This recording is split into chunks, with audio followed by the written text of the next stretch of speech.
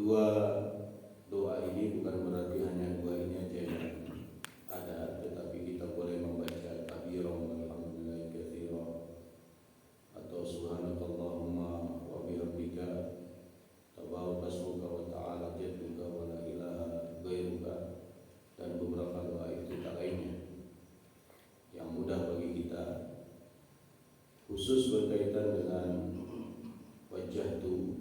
Menurut keterangan Ibnu Qayyim, lebih sering Nabi baca ketika sholat malam, dan berkaitan dengan Allahumma baik baini, lebih sering Nabi baca ketika sholat waktu, dan doa ini memiliki tingkat kesulian yang paling tinggi di antara yang lain. Pada pagi hari ini kita akan lanjut pada bagian kelima, yaitu membaca ta'awudz, basmalah dan al-fatihah sebagai kelanjutan dari membaca iftitah. Nah, ini pesan Buya Hamka, sering kita dengar di media sosial. Kalau hidup sakadar hidup, babi di hutan juga hidup. Kalau bekerja sekadar bekerja, kera juga bekerja. Artinya sebagai manusia kita tidak sekedar hidup, tapi bagaimana memberi makna dan manfaat bagi orang di sekitar kita dalam hidup ini. Dan dalam hal bekerja, mari kita terus berdoa kepada Allah agar kita mencari pekerjaan yang halal, dan mudah-mudahan dengan pekerjaan itu mendatangkan rezeki yang berkah. Allahumma amin. Nah, berikutnya ini adalah redaksi yang terdapat dalam putusan nomor 7, nomor 8 dan nomor 9 himpunan putusan tertib kitab salat. Tsumma ta'i qailan, kemudian berlindunglah kepada Allah dengan mengatakan a'udzu billahi minasyaitonir rajim. Tsumma qra' al-basmalah, kemudian bacalah basmalah atau bismillahirrahmanirrahim. Tsumma qra' al-fatihah. Ini yang menjadi materi kita pada pagi hari ini, yaitu membaca ta'awudz, membaca basmalah, dan membaca al-fatihah. Dasar hadis bacaan ta'awudz di dalam salat. Makna keumuman ayat 98 surat An-Nahl. A'udzu billahi minasyaitonir rajim. Fa idza qara'tal Qur'an fasta'idz billahi minasyaitonir rajim. Apabila Anda akan membaca Al-Qur'an, maka berlindunglah kepada Allah dari setan yang terkutuk. Karena Al-Fatihah yang akan kita baca itu bagian dari Al-Qur'an, bahkan merupakan induknya Al-Qur'an. Maka kita membaca a'udzu billahi minasyaitonir rajim. Yang kedua, hadis riwayat Abdul Razzaq nomor 2589 dari Abu Sa'id Al-Khudri radhiyallahu anhu. Kana yaqul qabla al-qira'ah a'udzu billahi minasyaitonir rajim. Adalah Rasulullah sebelum membaca Fatihah, beliau membaca aku berlindung kepada Allah dari godaan setan yang terkutuk. Jadi ayat Al-Quran dan hadis ini cukup menjadi dasar kita ketika selesai kita membaca kita, kemudian membaca ta'awudz. Bagaimana dengan rakaat kedua? Apakah juga membaca ta'awudz sebelum membaca Al-Fatihah? Menurut keterangan hadis berikut ini menunjukkan bahwa Nabi SAW langsung membaca Al-Fatihah ketika bangkit dari rakaat kedua. Hadis dari Abu Hurairah, beliau berkata, "Kana Rasulullah sallallahu alaihi wasallam idza nahada min ar-rak'ati tsaniyah istaftaha al-qira'ah bi alhamdulillahi rabbil alamin wa lam yasbut." Rasulullah sallallahu alaihi wasallam ketika bangkit ke rakaat kedua, beliau memulai dengan membaca alhamdulillahi rabbil alamin. Beliau tidak diam sejenak sebelum itu. Kalau pada rakaat pertama sebelum baca Al-Fatihah beliau diam, sebagaimana pertanyaan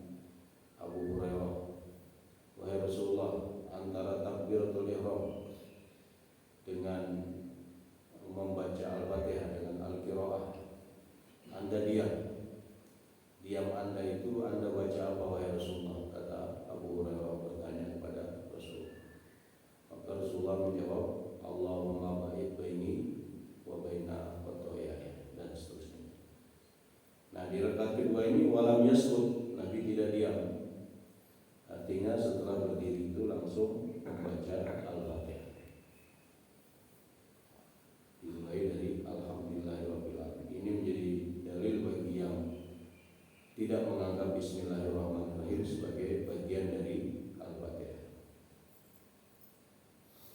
Imam Asy-Syaukani berkata, hadis di atas menunjukkan bahwa tidak disyariatkan untuk diam sebelum memulai bacaan rakaat kedua. Begitu pula tidak disyariatkan untuk membaca ta'awuz pada rakaat kedua. Rakaat selanjutnya sama dengan hukum rakaat kedua. Dalam kitab beliau Nailul Awtar. Namun jika seseorang tidak membaca ta'awuz di rakaat pertama, maka sebaiknya ia membacanya di rakaat kedua. Demikian penjelasan Ibnu Taimiyah sebagaimana dikutip berikut ini. Ibnu Taimiyah berkata, jika seseorang meninggalkan bacaan ta'awuz di rakaat pertama, maka hendaklah ia membacanya di rakaat kedua. Kitab Sifatus Shalah min Syarih Umdah karya Ibnu Taimiyah. Jadi dua slide penjelasan ini menjelaskan bahwa membaca ta'awuz hanya dilakukan di rakaat pertama saja. Tetapi kalau misalnya lupa di rakaat pertama, maka boleh dibaca di rakaat kedua untuk mengganti apa yang tadi lupa di rakaat pertama.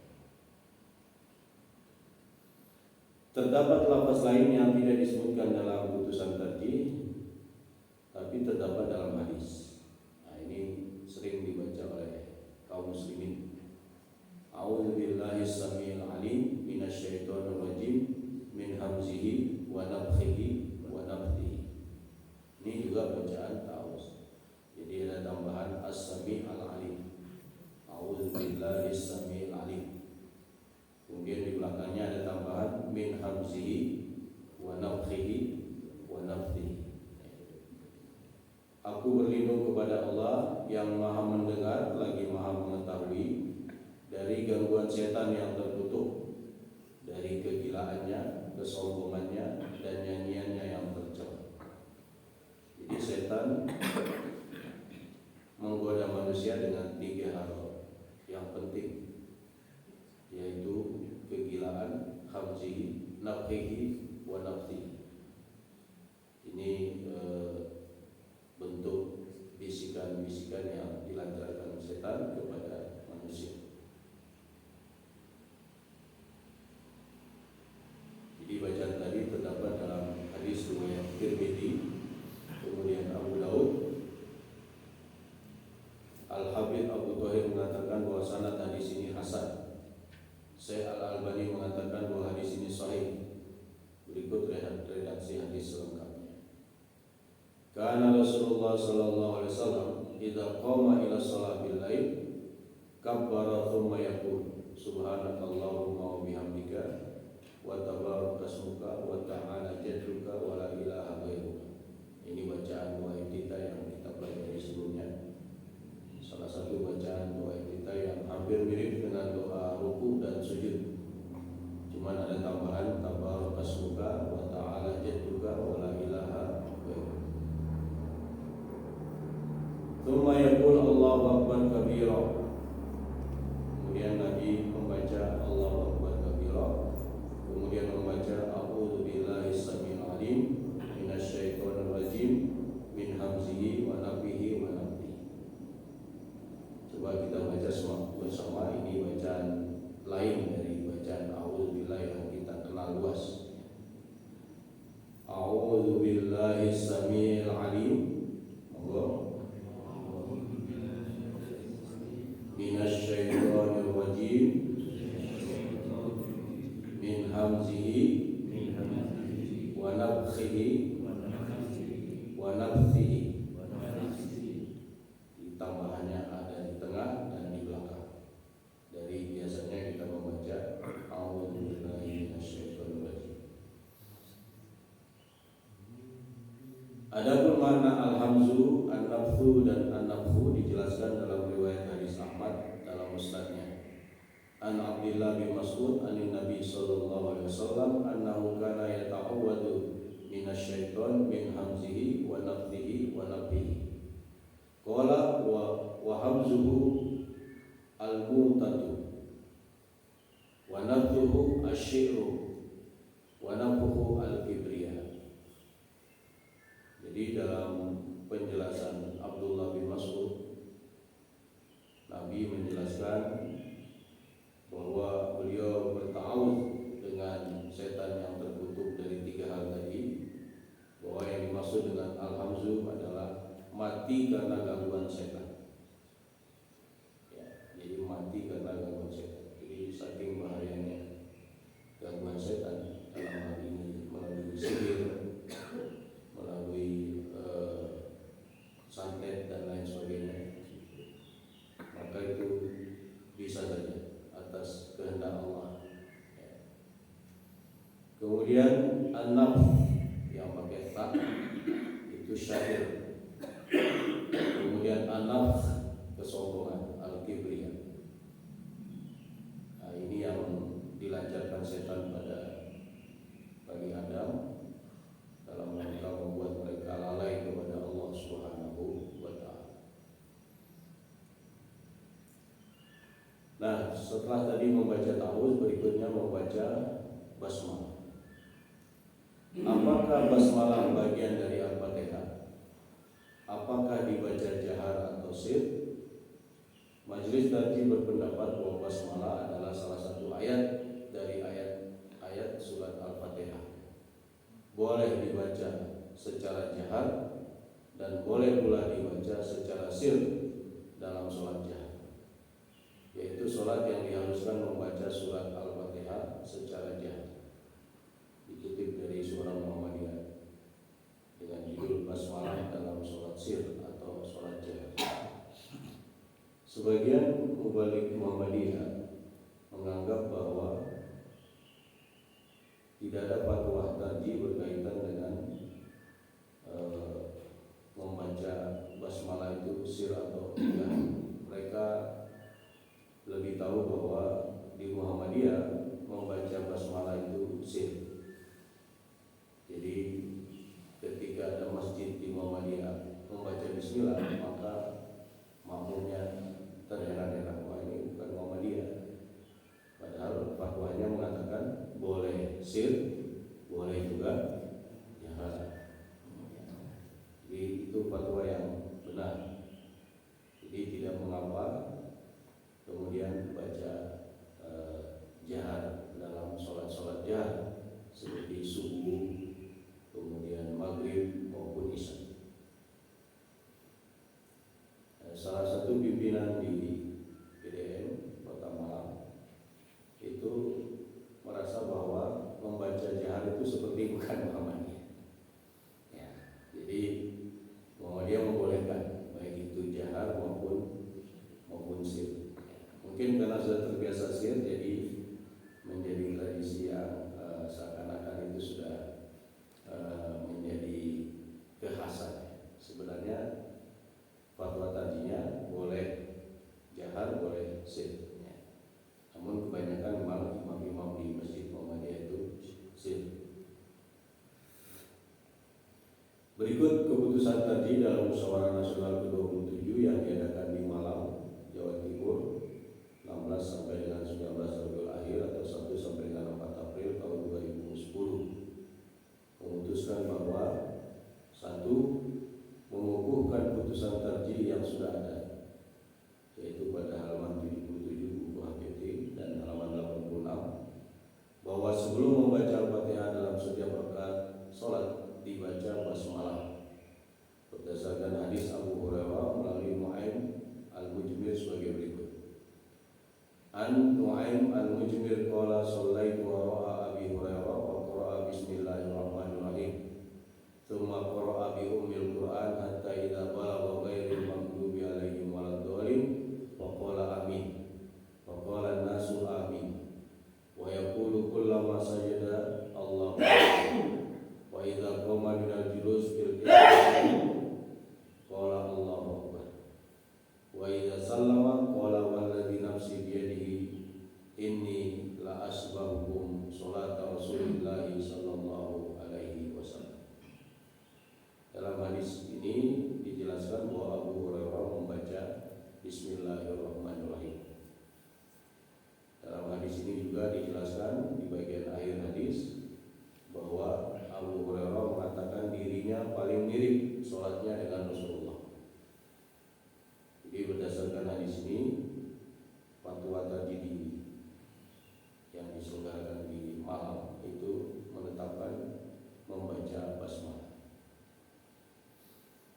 Bacaan basmalah sebelum Al-Fatihah dalam sholat jahar boleh dijaharkan dan boleh pula disirkan atau dipelankan.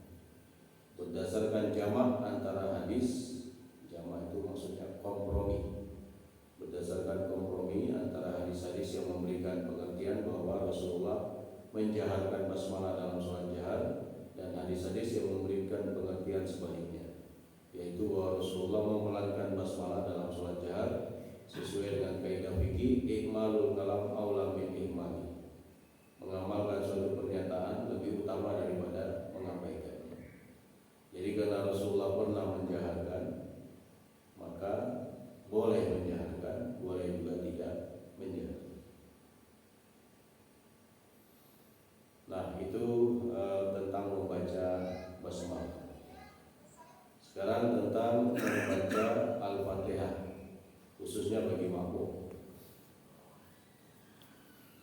Dalam hadis riwayat Al-Bukhari dari Ubadah bin Somit, la sholata liman lam yaqra bi Fatihatil Kitab. Tidak ada salat bagi yang tidak membaca Al-Fatihah. Penjelasan ulama tentang kata tidak ada salat, tidak sempurna salat. Bukan berarti salatnya batal, tapi tidak sempurna salat orang yang tidak membaca Al-Fatihah.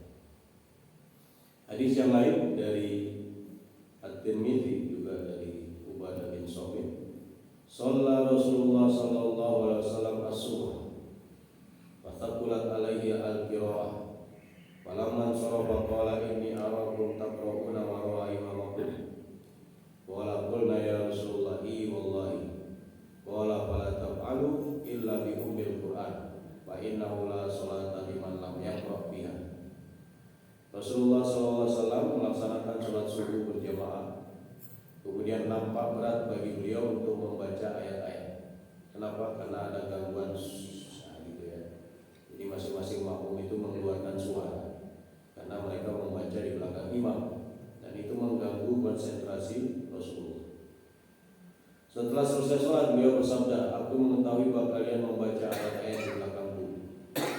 Ubadah bin Somit berkata, kami berkata demi Allah, benar wahai Rasulullah. Beliau bersabda, janganlah kalian lakukan kecuali membaca surat Al-Fatihah, sebab sholat seseorang tidak sah tanpa membacanya. Jadi terjemahan tidak sah di sini dikembalikan pada makna tidak sempurna. Jadi menurut hadis ini Rasulullah mengecualikan surat Al-Fatihah untuk dibaca oleh makmum, dan putusan tarjih bagi makmum yang baca Fatihah, tidak diam mengikuti imam saja.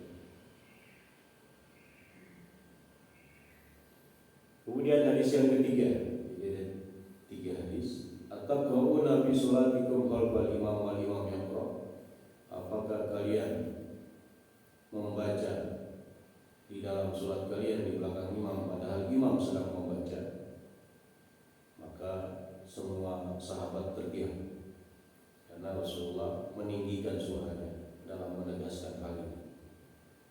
Beliau ucapkan itu 3 kali. Waqalaha salasata marratin.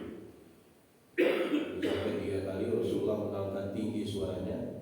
Apakah kalian membaca dalam sholat kalian di belakang imam padahal imam sedang membaca?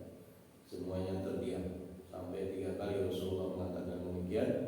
Kemudian seseorang berkata, inna lanaf'al ya wahai Rasulullah, kami melakukannya. Maka Rasulullah kemudian bersabda, fala taf'alu, jangan kalian lakukan. Wal yaqra ahadukum bi Fatihatil Kitab fi nafsihi, janganlah kalian lakukan, tapi hendaklah kalian membaca Fatihah di dalam hati. Artinya tidak mengganggu kiri kanannya, apalagi sampai mengganggu imam. Jadi dalam hadis ini jelas bahwa ketika imam sedang membaca, sebaiknya kita menyimak. Nanti setelah imam selesai membaca Fatihah, kita membaca. Nah, secara umum membaca Al-Fatihah dalam sholat itu adalah wajib karena merupakan salah satu rukun sholat, sehingga tidak sah sholat tanpa membacanya. Hal ini berdasarkan hadis nomor 1. Tapi karena ada yang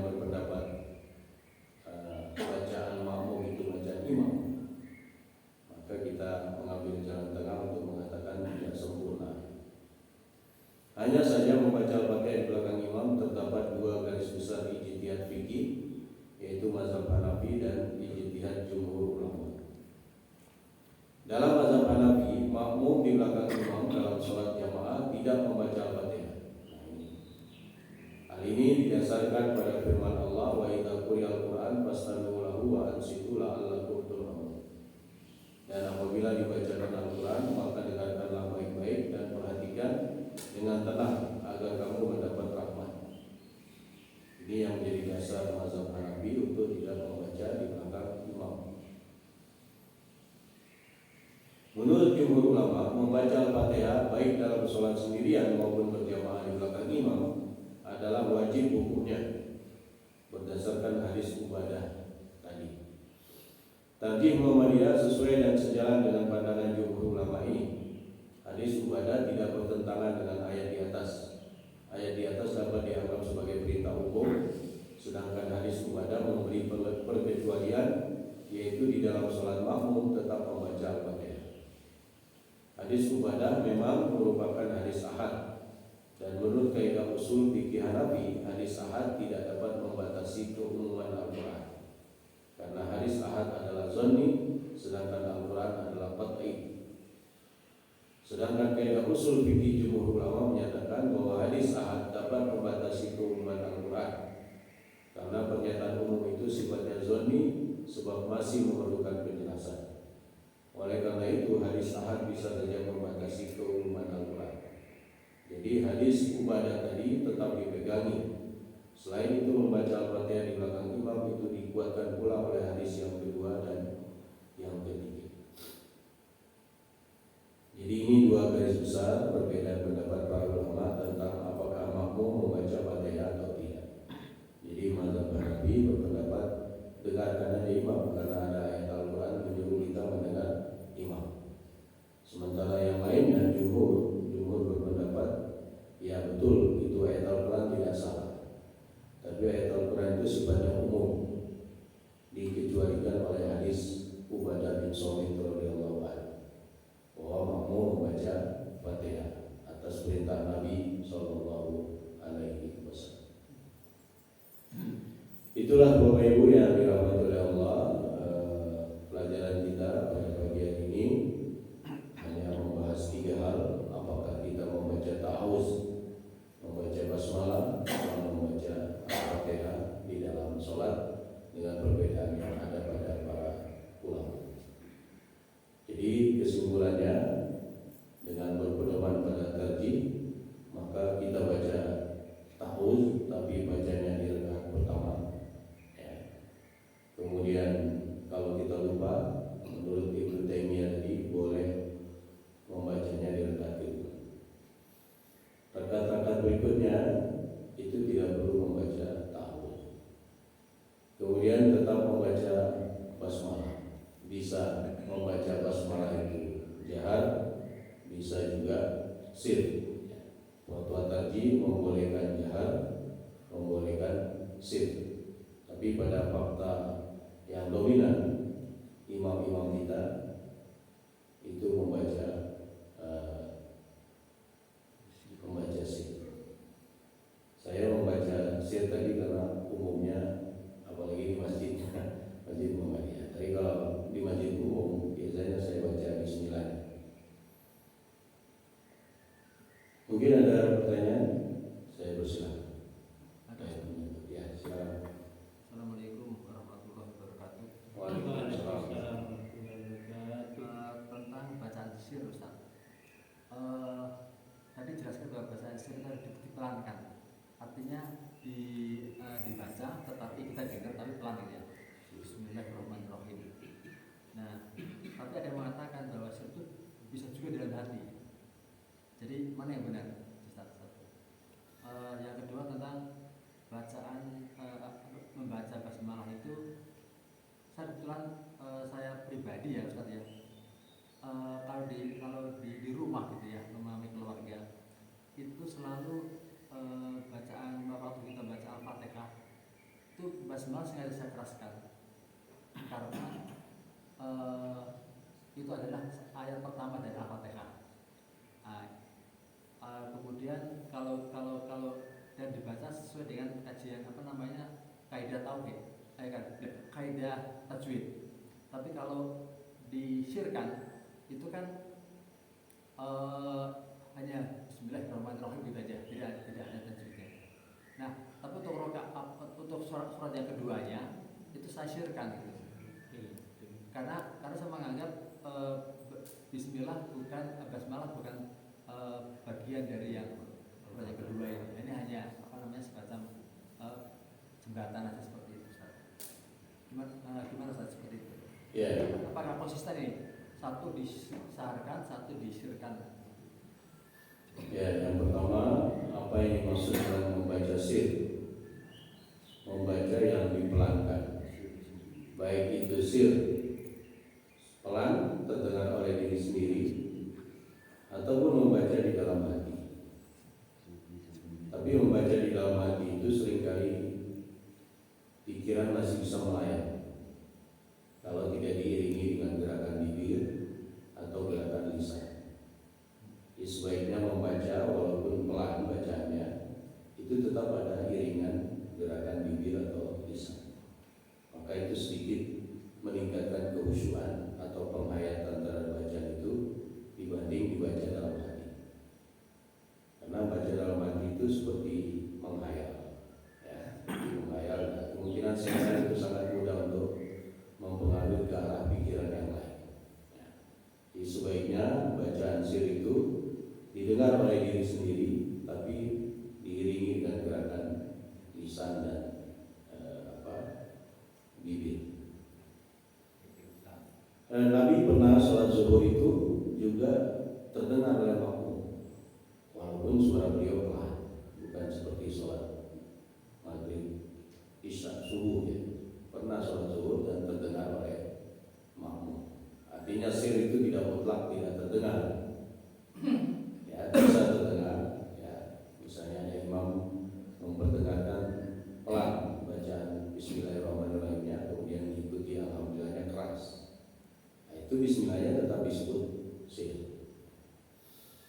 Yang kedua, ulama berbeda pendapat tentang bacaan Bismillah, apakah bagian dari Al-Fatihah atau merupakan bacaan di awal setiap surat kecuali surat At-Taubah. Muhammadiyah masuk pada kelompok yang berpendapat Bismillah bagian dari Al-Fatihah. Dalam praktek sholat, membaca Bismillahnya Nabi pernah jahar, Nabi pernah sir, sehingga boleh jahar, boleh sir. Adapun membedakan kalau rakaat pertama dibaca jahar, kemudian rakaat kedua dibaca sir, ini menunjukkan ketidakkonsisten dalam satu sholat. Sebaiknya kalau sudah di awal itu rakaat pertama membaca sir, ya nanti di rakaat kedua juga begitu membaca sir. Tapi di sholat lain kalau ingin jahar, ya monggo. Jadi dalam satu sholat itu kalau bisa sama. Misalnya di rakaat pertama sudah terlanjur sir, ya maka rakaat kedua nanti sir. Dalam sholat-sholat jahar, subuh, maghrib, isya. Kalau sholat zuhur, asar kan tidak ada masalah karena kedua-duanya tidak jahar. Kira-kira begitu. Bukan rakaat yang kedua Ustaz, tapi membaca surat yang berikutnya Ustaz. Oh, sholat berikutnya, Sholat ya. berikutnya. Variasi dalam sholat yang berbeda. Maksudnya begitu. Ya. Kalau variasi dalam rakaat dalam satu sholat sebaiknya disamakan. Ya. Baik. Ada lagi? Oh. Gini, kadang pas ngimami di masjid itu, misalnya salat Jumat, kan Fatihahnya saya sirkan, tapi ada jamaah yang belakang itu Bismillah. Nah, saya temukan begitu. Gitu. Ya mungkin tahu kalau di masjid Muhammadiyah itu kebanyakan kan tidak dijaharkan, tapi mungkin makmumnya mungkin lain ya.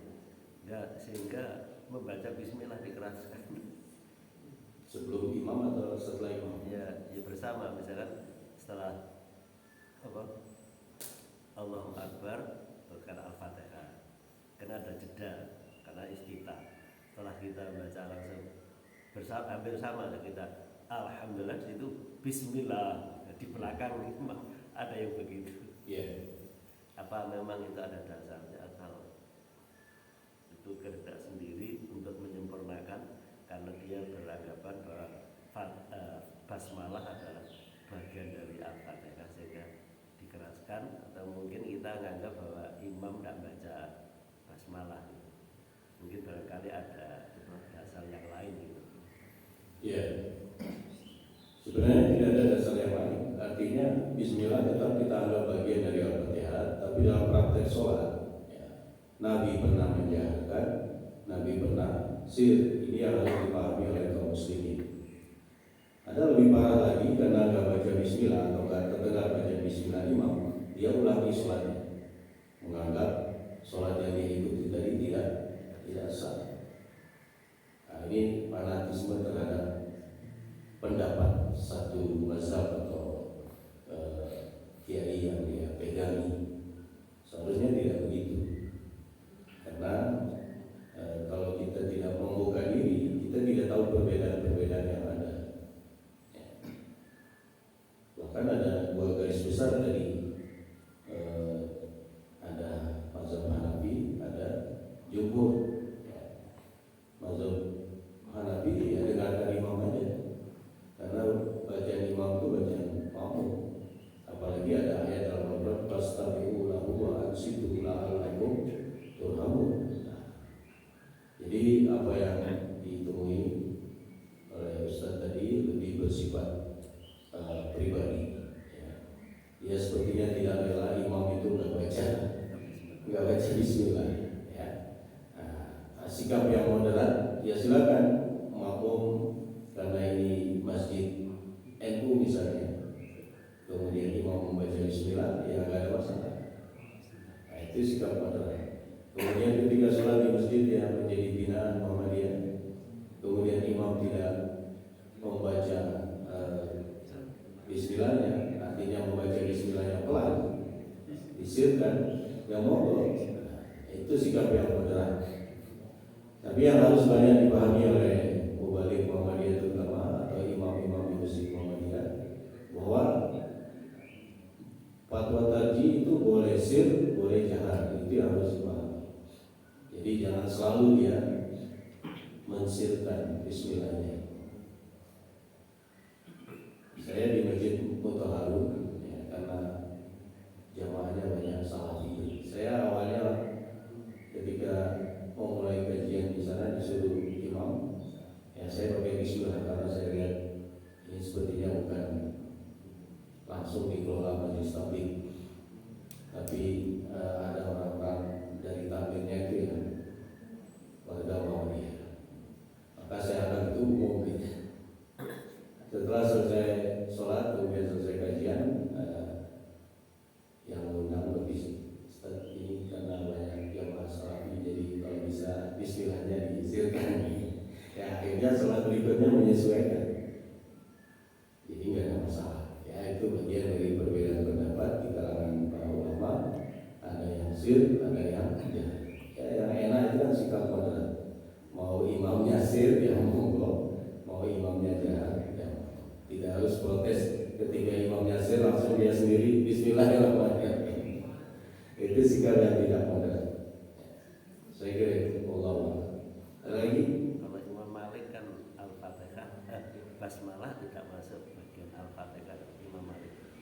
Ya. Gimana? Yang lain? Ada?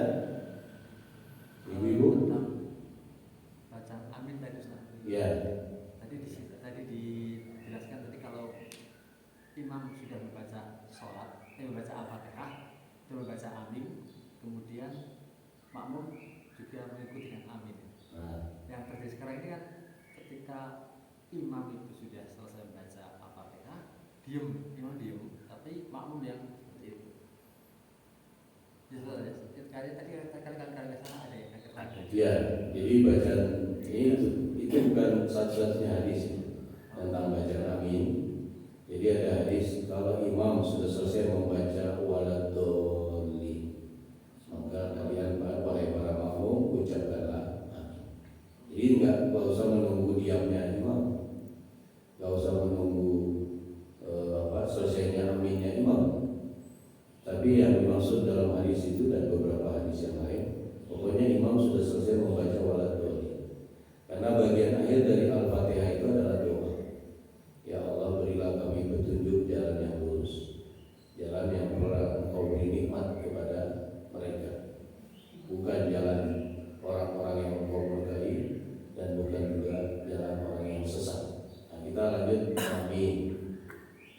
pointernya apa? Allahumma stajib, ya Allah kabulkan. Jadi membaca amin itu langsung saja setelah waladhdallin. Tapi perhatikan kadang-kadang karena itu baca panjang, ada yang masih mau waladhdallin dia sudah amin. Nah itu nggak boleh. Tunggu selesai betul-betul sempurna. Nah kita sambut amin. Jangan juga sudah linnya dari tadi baru dia amin, terlambat. Nah, ditambah kata amin karena kaget terlambat. Nah, jadi intinya bacaan amin akan kita bahas pada bagian ke-6. Insyaallah ada hadis-hadis yang kita bahas tentang bacaan amin bagi para makmum di bagian ke-6 nanti insyaallah. Baik, ada lagi? Ya, monggo. Kan ada imam itu setelah kita kadang memberikan kesempatan kepada makmum, ya kan ada jeda setelah waladhdallin, kemudian kan berhenti sebentar sebelum baca ayat itu. Nah, dengan maksud untuk memberi kesempatan makmum untuk membaca Al-Fatihah. Gimana tuh? Ya, memang menurut tadi ada dua cara makmum membaca Fatihah. Satu, mengikuti imam ayat demi ayat. Ya, imam baca Alhamdulillahirabbil alamin. Nah, makmum baca. Maksudnya tidak begitu. Ya, ini penjelasan nanti sampai ke sini. Okay. Nanti sampai ke sini. Okay. Nah, ini penjelasan awalnya. Jadi mengikuti imam ayat demi ayat. Yang kedua, membaca setelah selesai tuntas seluruh Al-Fatihah dan amin tuntas, baru makmum membaca Fatihah. Nah, karena ada hal ini, kemudian ada yang berpendapat imam memberi jeda antara amin itu ke bacaan surat berikutnya. Nah, di sini terjadi perbedaan pendapat para ulama. Ada yang membolehkan memberikan jeda, namanya sakta. Sakta itu artinya diam sejenak untuk memberikan kesempatan pada makmum membaca Fatihah, walaupun tidak mungkin tuntas. Kalau hanya kesempatannya beberapa detik gitu ya, tidak mungkin tuntas. Yang kedua, tidak perlu memberikan sakta itu langsung nyambung dengan surat ya.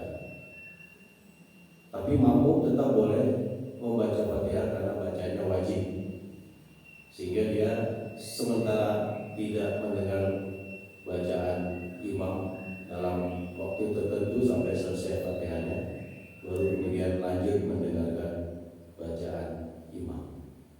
Jadi mau diberikan jeda atau tidak itu khilafiyah di kalangan para ulama.